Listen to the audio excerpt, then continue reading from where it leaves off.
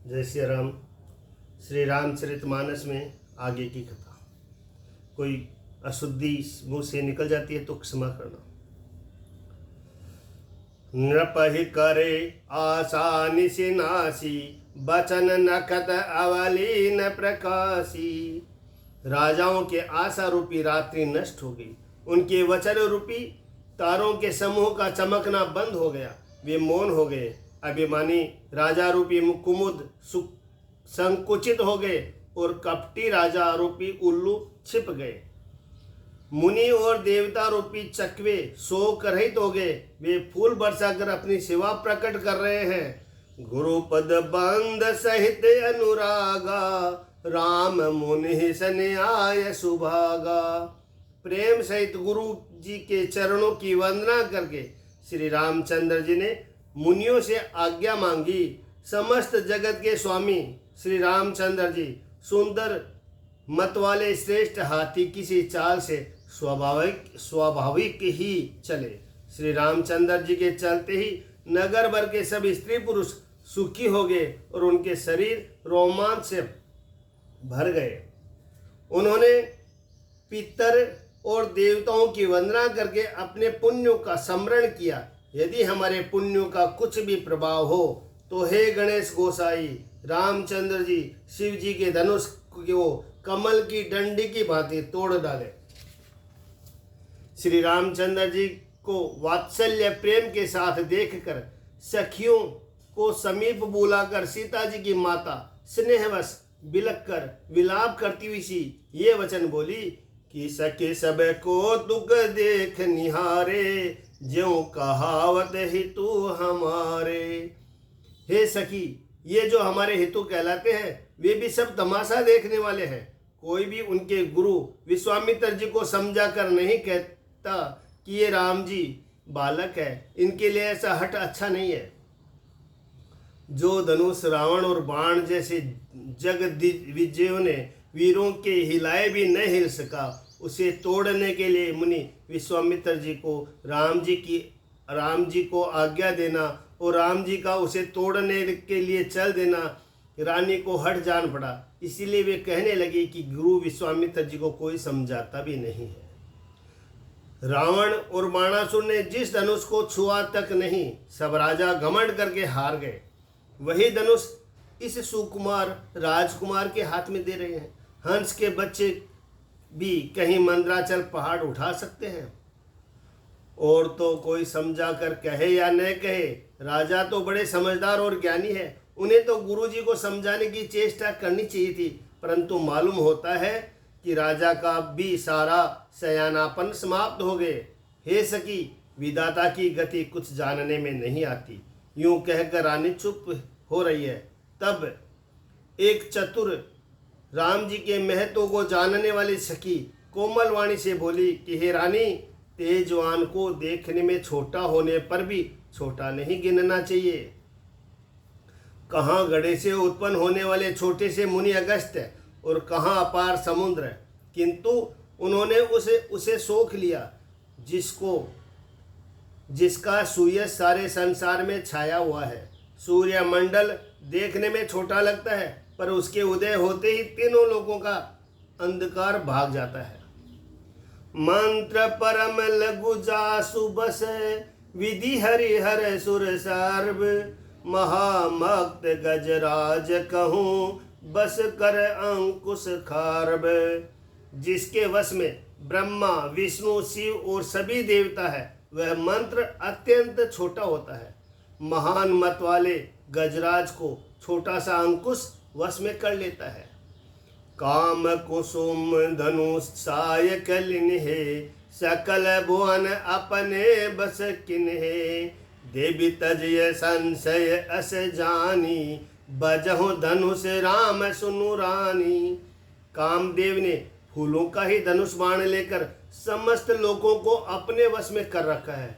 हे देवी, ऐसा जानकर संदेह त्याग दीजिए। हे रानी सुनिए, रामचंद्र जी धनुष को अवश्य ही तोड़ेंगे। सखी के वचन सुनकर रानी को श्री राम जी के सामर्थ्य के संबंध में विश्वास हो गया। उनकी उदासी मिट गई और श्री राम जी के प्रति उनका प्रेम अत्यंत बढ़ गया। उस समय श्री रामचंद्र जी को देखकर सीता जी भयभीत हृदय से जिस देवता से विनती कर रही है, वे व्याकुल होकर मन ही मन मना रही है कि हे महेश भवानी, मुझ पर प्रसन्न होइए। मैंने आपकी जो सेवा की है उसे सुफल कीजिए और मुझ पर स्नेह करके धनुष के भारीपन को हर लीजिए। गणनायक बरदायक देवा, आज लगे किन्हऊं तू सेवा। हे गणों के नायक, वर देने वाले देवता गणेश जी, मैंने आज ही के दिन के लिए तुम्हारी सेवा की थी। बार बार मेरी विनती सुनकर धनुष का भारीपन बहुत ही कम कर दीजिए।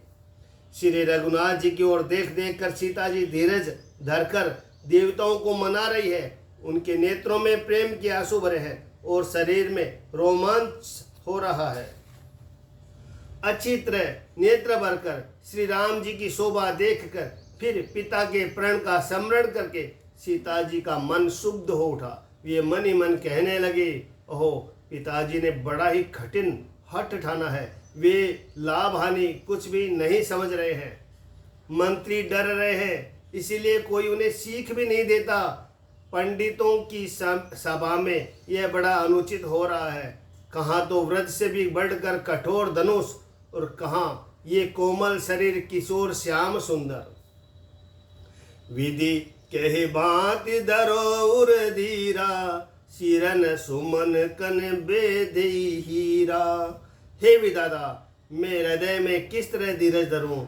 सिरस के फूल के कण से कहीं हीरा छिदा जाता है। सारी सभा की बुद्धि भोली बावली हो गई। अतः हे शिव जी के धनुष, अब तो मुझे तुम्हारा ही आसरा है। निज जड़ता लोगन पर डारी, होय हरौ रघुपति ही निहारी। अति परिताप सिय मन माही, लवन में से जुग से समझाही। तुम अपनी जड़ता लोगों पर डालकर श्री रघुनाथ जी के सुकुमार शरीर को देखकर उतने ही हल्के हो जाओ। इस प्रकार सीता जी के मन में बड़ा ही संताप हो रहा है। निमेष का एक लव एक अंश भी 100 युगों के समान बीत रहा है। प्रभु श्री रामचंद्र जी को देखकर फिर पृथ्वी की ओर देखते हुई सीता जी के चंचल नेत्र इस प्रकार शोभित हो रहे हैं, मानो चंद्रमंडल रूपी डोले में कामदेव दो मछलियां खेल रही है। मानो चंद्रमंडल रूपी डोल में कामदेव की 2 मछलियां खेल रही है। सीता जी की वाणी रूपी भ्रमरी को उनके मुख रूपी कमल ने रोक रखा है। लाज रूपी रात्रि को देखकर वह प्रकट नहीं हो रही है। नेत्रों का जल नेत्रों के कोने में ही रह जाता है, जैसे बड़े भारी कंजूस का सोना कोने में ही गड़ा रह जाता है। अपनी बढ़ी हुई व्याकुलता जानकर सीता जी सकुचा गई और धीरज धरकर हृदय में विश्वास ले आई कि यदि तन मन और वचन से मेरा प्रण सच्चा है और श्री रघुनाथ जी के चरण कमलों में मेरा चित्त वास्तव में अनुरक्त है, तो भगवानु सकल उर्वासी, करहि मोहि रघुवर के दासी। जेहि के जेहि पर सत्य स्नेहु, तो तेहि मिलई न कछु संदेहु। तो सबके हृदय में निवास करने वाले भगवान मुझे रघुश्रेष्ठ श्री रामचंद्र जी की दासी अवश्य बनाएंगे। जिसका जिस पर सच्चा स्नेह होता है वह उसे मिलता ही है, इसमें कुछ भी संदेह नहीं है। प्रभु की ओर देखकर सीता जी ने शरीर के द्वारा प्रेम ठान लिया, अर्थात यह निश्चय कर लिया कि यह शरीर इन्हीं का होकर रहेगा या रहेगा ही नहीं।